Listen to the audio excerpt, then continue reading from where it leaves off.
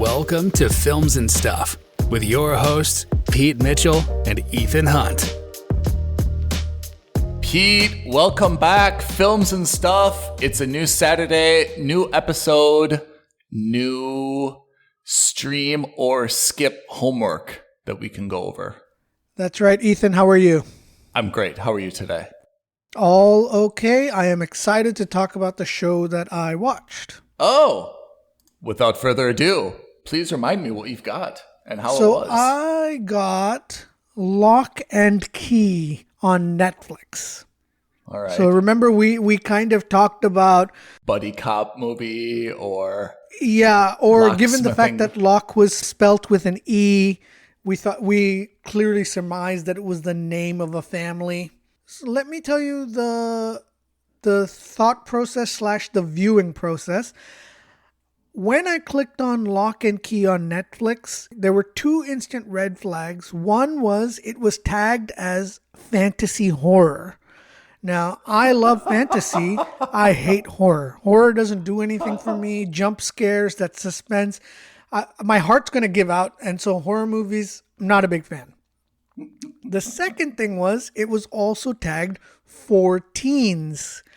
And I was like, oh, God, here we go. I don't want to see another teen drama. I was really not looking forward to it. So those were the first two red flags. But I have to say I was pleasantly surprised. Not that kind of high school drama. It wasn't like another CW show where like two teenagers are sleeping with each other and there's drama and all that.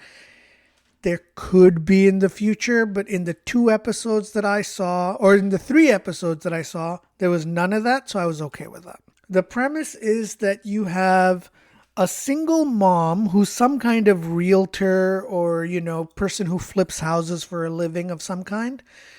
Is this set, hold on, before you go further, is this set like modern era, Middle Ages? Modern. Where are we? Modern. I remember I made the assumption or the prediction that this would be set in like the 19th century. Yeah, Wild West. Yeah. Industrial Revolution. None of that. Yeah. This is as modern as Sherlock it gets. Holmes era. Yeah. Huh. People are driving hybrids. They're in, they've got iPhones, all that kind of stuff. Okay. So in any case, the premise is that a single mom with 3 kids moved to a new home, which is the husband's ancestral home. And we find out very quickly that her husband has been killed by an ex-student. He was a guidance counselor in a high school, and one of his students shot him. You see that in flashbacks. Wow. Yeah. And so this house that they move into is near Boston. It's on the East Coast somewhere. And the family name is Locke with an E. Okay. 3 kids, typically, you have the broody, angsty son, the broody, angsty teenage daughter. So 2 older kids and 1 younger kid, boy, who's like very excitable and he's just excited by the whole process. Typical that you would expect. Yep. The premise of the show is that the young kid has the ability to hear whispers in the wind. But he can't accurately tell you what those whispers are, and there's clearly a supernatural element to the Locke family. And it turns out that they are, let's say they unlock powers, and I mean that fully with pun intended, because this kid discovers a series of keys, and each key gives him a superpower. So one key allows you to turn into a ghost so that you can kind of go flying around, leaving your body and just flying around and see other ghosts.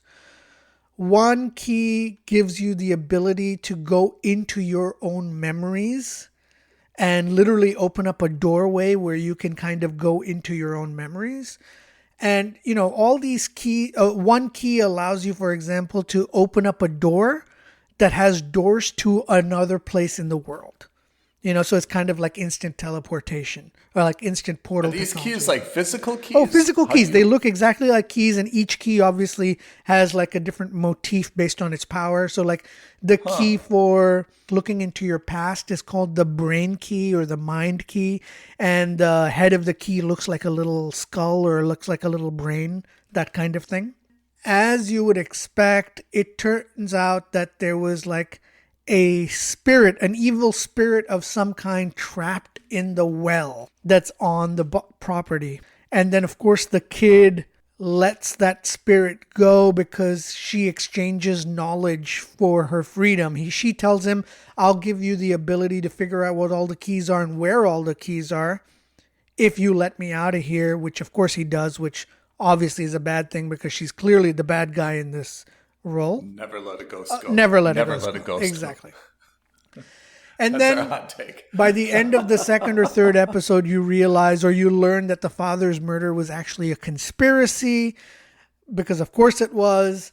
The kid who killed him was a part of some kind of gang that was aware of the powers that the Locke family had, etc., etc. I didn't really watch more of it. I only watched, again, I think the first 3 episodes.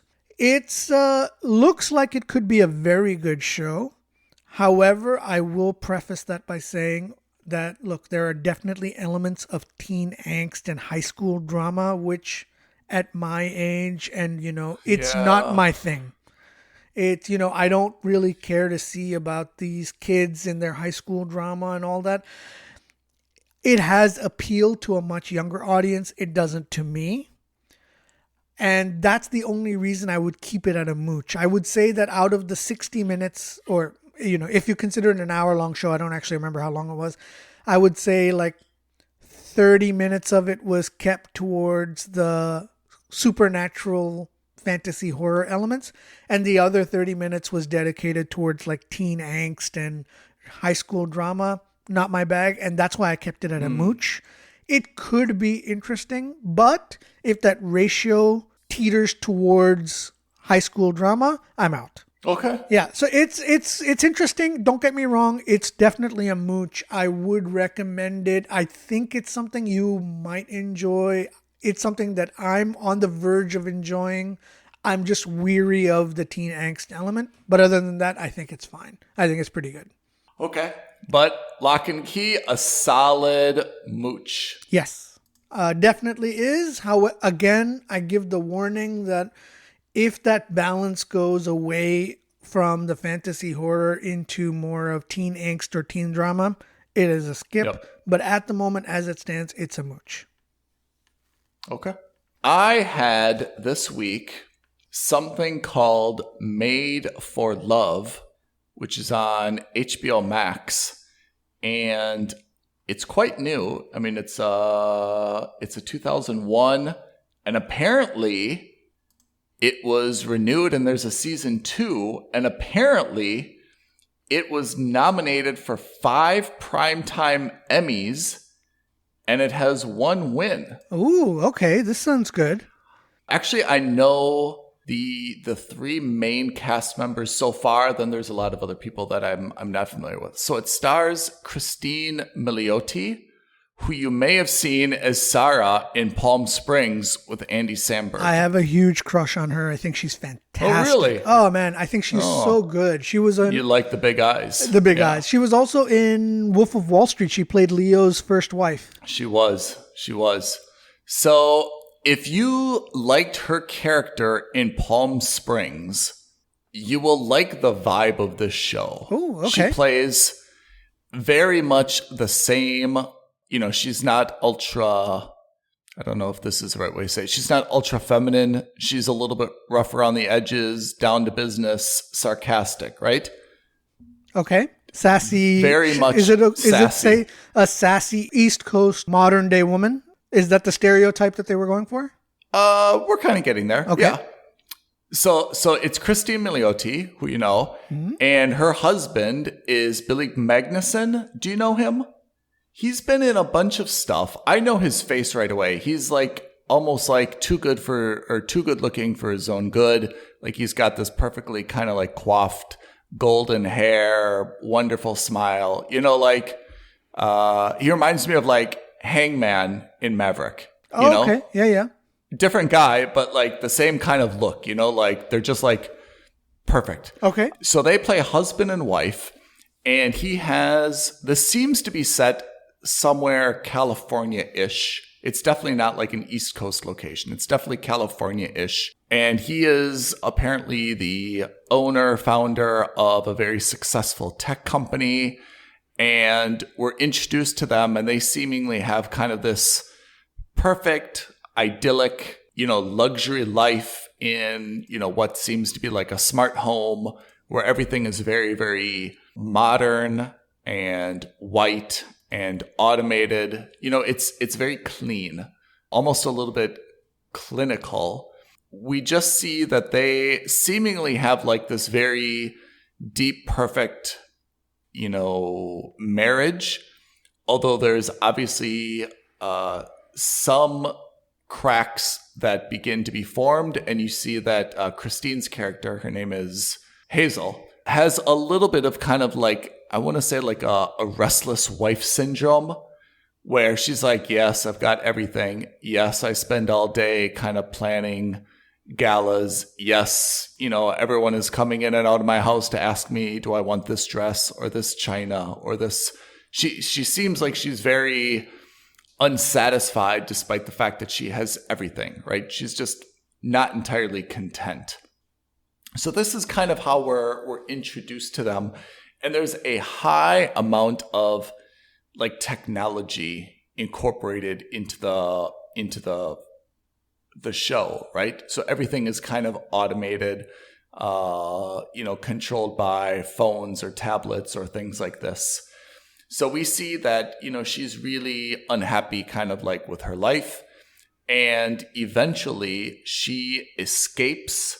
And apparently their house is like on some type of compound. It's not entirely clear, like from a logistical perspective. But if you imagine like the founder of Google basically had like their house on the Google campus, she kind of like, it seems like escapes from the Google campus. And then she's just on the run and trying to stay off the grid. She's trying to stay off the grid because her husband's big tech product, or the newest tech product that they've offered, is something called, wait for it, Made for Love. Hey. Which is essentially some type of implant that goes into, you know, the inside the skull. And it allows a couple to basically like share their thoughts. So they're never apart emotionally, even if they're apart kind of like physically, right? So whatever one person sees, the other person sees. Whatever one person thinks, the other person thinks. They've just kind of like done like this mind meld, right? So they are couple number 001 who has tried this. And it's been implanted apparently without her knowledge. And that's her final straw, her breaking point. And that's what leads her to escape. But of course, the escape is a little bit difficult because everything she thinks or says or sees, you know, her husband obviously knows the same thing, right? So it's very difficult to escape from someone when they know exactly where you are, what you're doing, and what you're planning, right? So she goes to her father's house, who apparently lives also somewhere in California, but it's more of it's hard to tell where he lives, and that makes me think it's maybe not California, maybe it's the valley. It's definitely not like a sunny part of California. It's a little bit dumpy, you know? And she apparently goes to her father's house because they've been estranged for a long time, and her father is Ray Romano. Oh, okay. So she goes to her father's house and, you know, basically says, hey, like, these are my problems. I need you to, I don't know, help me escape. And this took me through 2.5 episodes. Let's talk about the good and the bad. The good is that I like Christine. I kind of like Billy Magnuson. He plays a very good, smug, arrogant kind of tech billionaire. I think Ray Romano's pretty solid.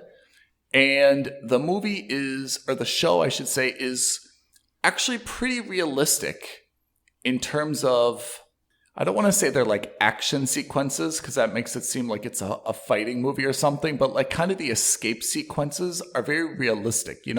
She's not, you sometimes see people that like easily hurdle over things, they jump over things, or they push things in the way, and they get into a car and it starts right away and it zips off. Like it's just kind of like, I don't want to say fabricated, but it's like too easy, right? Sure. These action sequences, when she is running through doors or down stairwells or things, they're actually pretty realistic. Like there is one point where she is trying to tip over a vending machine. And as you can imagine, like a lot of shows, they just like see like she'd push the vending machine and it would like jam the doorway, right? Here you kind of saw like how difficult it was for like a not very large woman, to try to rock a vending machine back and forth. And it was like a very realistic scene, getting into a car and getting away was done very realistic. So I really like that. What I don't like is that it's a little bit gory and a little bit vulgar, so there is like some blood and some stabby things where she's trying to get away. And I thought that was not really consistent for what this is trying to be. Like, is this a comedy or is it an action, right? It's hard to combine those two elements. And the comedy is not really based on wittiness. It's more based on, again, like her gruff, sarcastic, a little bit kind of like vulgar, what she says. And I'm not really a fan of that. Like there's times when you may kind of like feel like it was funny in your head, but there's no real like laugh out loud cleverness to it. It just didn't like have anything I thought that was really unique in terms of the comedy. And I think that's why I gave this show, which I had really high hopes for, I gave it a 1. I gave it a skip. And the reason is it's just not getting me anywhere. The tech is not like really sci-fi like. I mean, just showing kind of like an interface on a tablet or a phone is not sci-fi, right? It's not like high tech. The comedy is totally not there. And kind of the blood and the vulgarity, like for example, in terms of vulgarity, her father has a sex doll. Like not a blow-up sex doll, but like a silicone one, right? Sure. And it was just kind of the way that he was like carrying her around, and like I understood they were trying to make it funny, but it came off more like he came off like a little bit weird and perverted, and it just didn't come off across as like funny, Like maybe it would have been funny the opening scene if she would have like burst into his house and like seen him there. But like it just kind of like played on for too long, and the way that he was like bringing her in his truck, and it was just I just felt like it was just like this big shtick. It wasn't really like trying to be clever or unique or funny.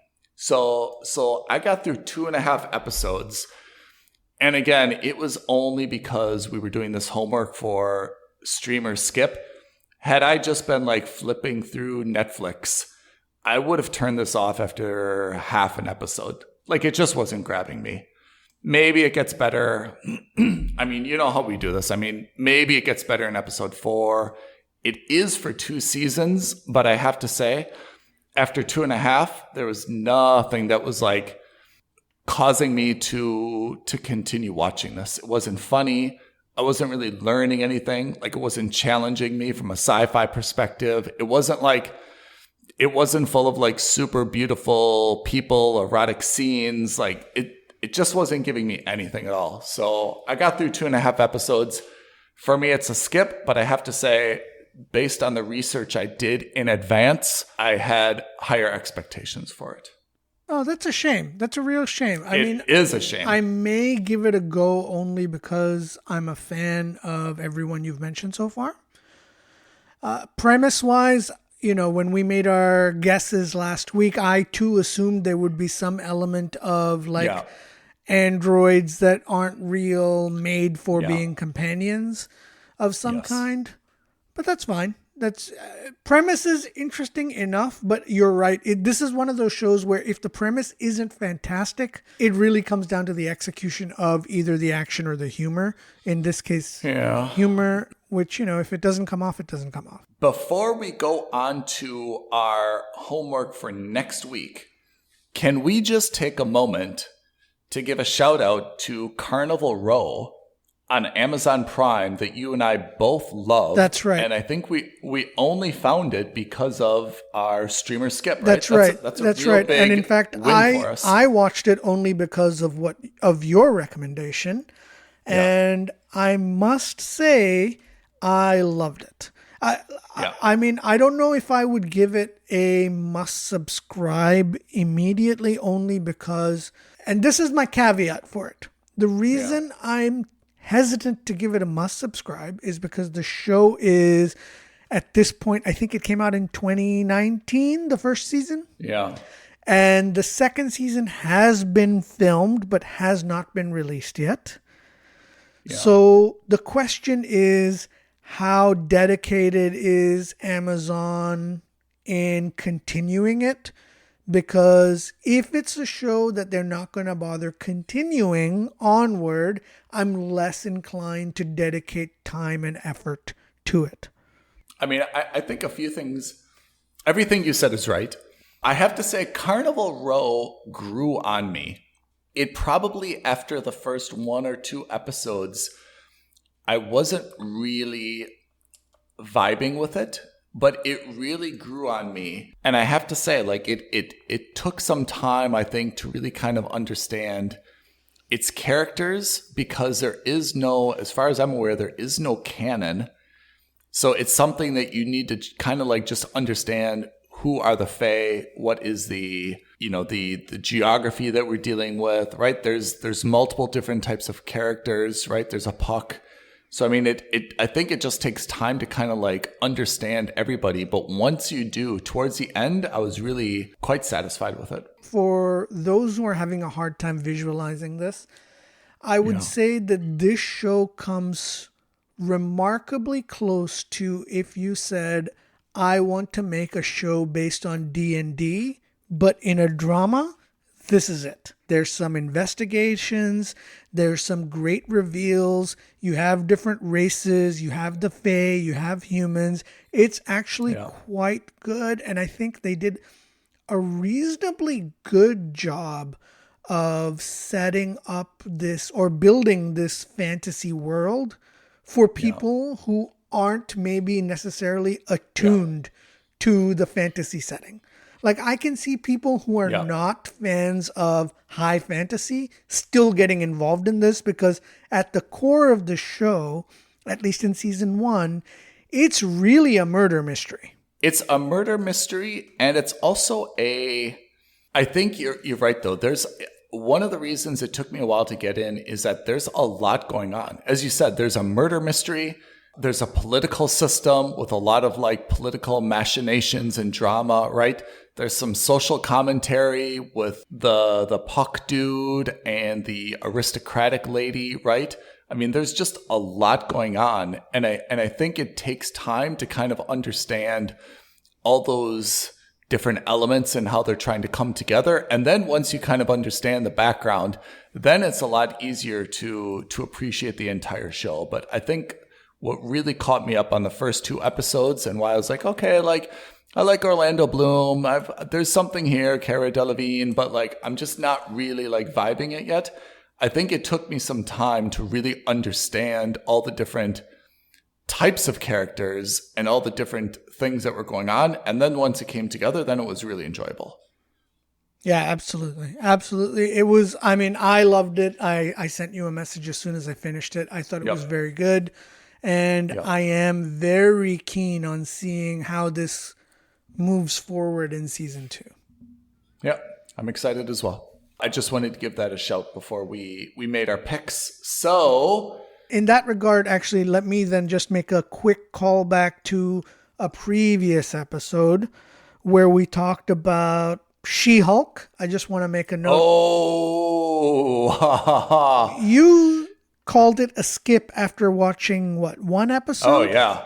I gave up early. I watched only one episode, and for me, it was an absolute skip. Yeah, and I gave it, and I said, well, look, I'm a Marvel sucker. They've got me by the short hairs. I love it. I'm going to, even though I'm not loving the show, I'm going to give it a go and keep watching. And I have to say, of everyone I know in our, close friends, associates, families, colleagues, anyone who's related to me, I would say I'm anyone who's anyone. I would say I'm probably the biggest defender of the MCU. And She-Hulk, I have to tell you, Kevin Feige, Bob Iger, anyone at Disney who's listening, anyone at Marvel who's listening, I'm out. You broke me. I am out. I cannot defend the show. As much as I wanted to, I couldn't do it. Thankfully, you have broken the shackles on me. I can't do it.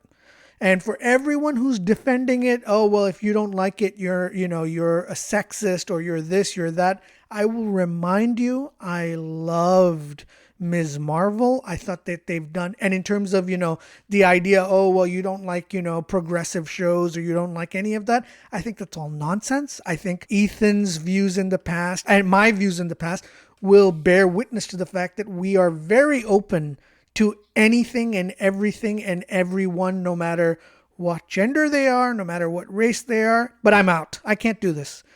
I think this is a terrible depiction of not just superheroes, but I think they do a disservice to women in a way. I just think it's terrible. I'm out. I can't do this. I have to say it is, I'm sorry to hear that, but I think, your words actually should not be, taken with a grain of salt. I think that's really serious. Okay, fine. You say if Kevin Feige or Bob Iger are listening, and maybe that's not the case, but realistically, you are a very, very dedicated MCU fan. You watch everything, right? I am definitely a strong fan, definitely in the percentile above the majority of people, but not at your level. I quit after one episode.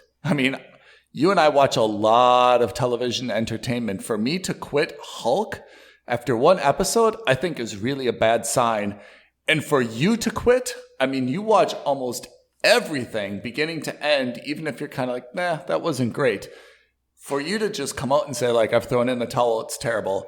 I don't know. That's a really damning statement. Scene at the last episode was She-Hulk and Megan Thee Stallion twerking in She-Hulk's office.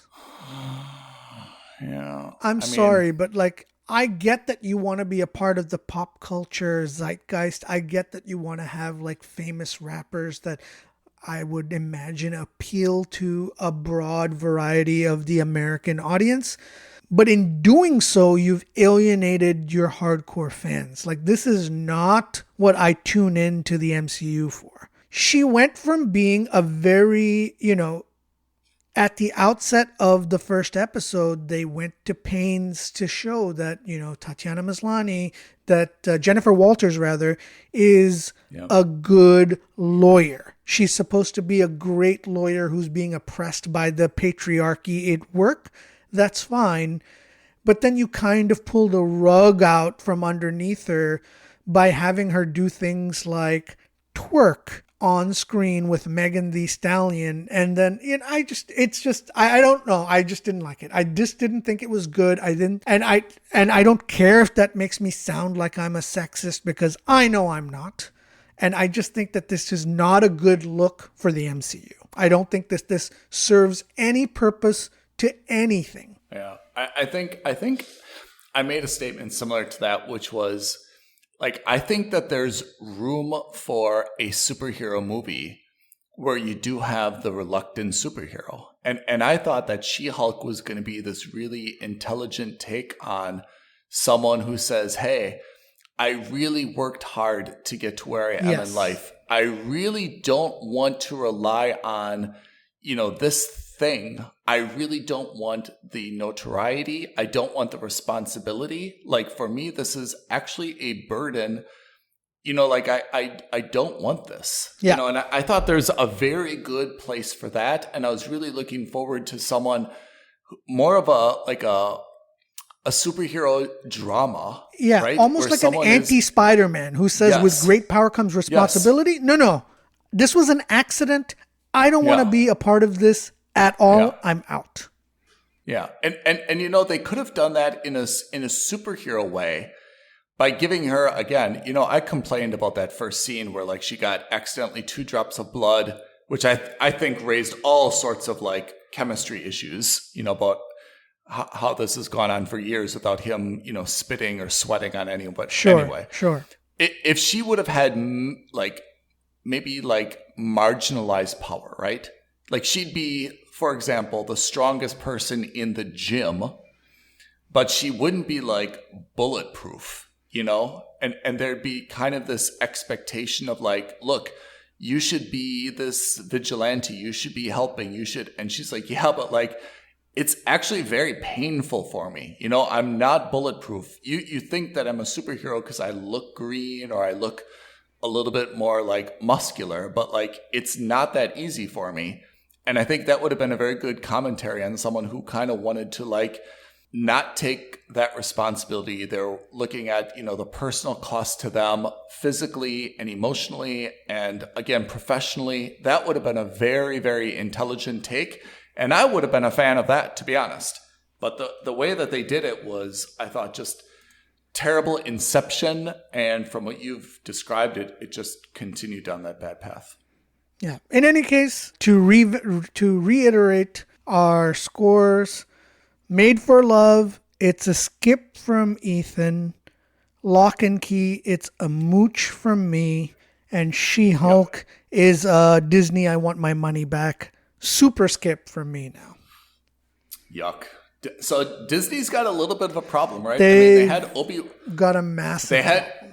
They had Obi-Wan, which, okay, you know, for the hardcore fans, we kind of got behind it. There were some, you know, let's call them issues, but overall, I thought that was good. I'm very excited for Andor, but Andor is not going to get anyone apart from really hardcore Star Wars fans, I think, excited, right? Yeah, absolutely. I will say that because of She-Hulk's latest rating, Disney overall, their ratings as far as we are concerned for the year has dropped below a mooch. So now Disney as a platform, Disney Plus, is between a mooch and a skip, which is not what you want to be seeing. All right. I really agree. The Mouse House not doing well. Can I make one more statement? Please, yeah. I have also decided to do a little bit of extra credit this week. I have heard that on Hulu, a series called The Bear is wow. Okay. I've watched the first episode. Should I give you the summary or should I wait until next week? I'll do the Cliff Notes version. A family owns an Italian beef, let's call it like kind of takeaway restaurant in Chicago. I'm not really like so familiar with that, but that's what it is. And the brother who owned or operated this Italian beef restaurant has died by suicide. And the younger brother, who was a chef in a Michelin star restaurant, apparently in New York, has come back to take it over. And it's not a comedy, although it seems like a comedy. It's actually a drama. But he comes back and basically takes over the family business. And he goes from this very high-end, respectable restaurant to fly by the seat of your pants with a bunch of, you know, chefs in the back just cooking up a bunch of Italian beef and spaghetti and stuff like that in Chicago. And I have to say, once again, whoever approves cover art, it's so important because that cover art did nothing to get me even curious about this show. Nothing whatsoever. And maybe even the title needs to be changed. But I heard really good things about it. I watched one episode, and I would not say that episode is wow, must subscribe, but it's definitely enough to get me, let's say, eager to watch a second episode. And that's really what you want out of the first episode, right? You want you just want the continuity, or I guess what they say, Amazon, you want audience retention. I think that this could probably be a good extra credit assignment as we have done in the past. So I will put it on my list as well. And and that's a good segue because for next week, you, my friend, will have to watch Hard Cell on Netflix. Ooh, and that's I have no idea what that's about. Cell like prison cell or cell like, body part cell, the amoeba or whatever it's called. I don't remember high school biology. And I will Mitochondria. That one, yeah. It's the powerhouse of the cell. That's right. And I will be watching 9 Perfect Strangers also on Hulu. Oh, all right. Get your Hulu account warmed up. That's right. Perfect. Dust it off. Okay, so we did Lock and Key. It's a mooch. We did Made for Love. It's a skip. Next week, you've got 9 Perfect Strangers on Hulu. I've got Hard Cell on Netflix, and we'll both watch The Bear. And we'll touch base on this show next week. Indeed we will. Pete, pleasure as always. Pleasure was mine. Thanks, everyone. Thank you, everyone, for listening. Bye. Thank you for listening to another episode of Films and Stuff. If you haven't already, please subscribe and review on Apple Podcasts, Spotify, or wherever podcasts are downloaded. Films and Stuff. There is no substitute.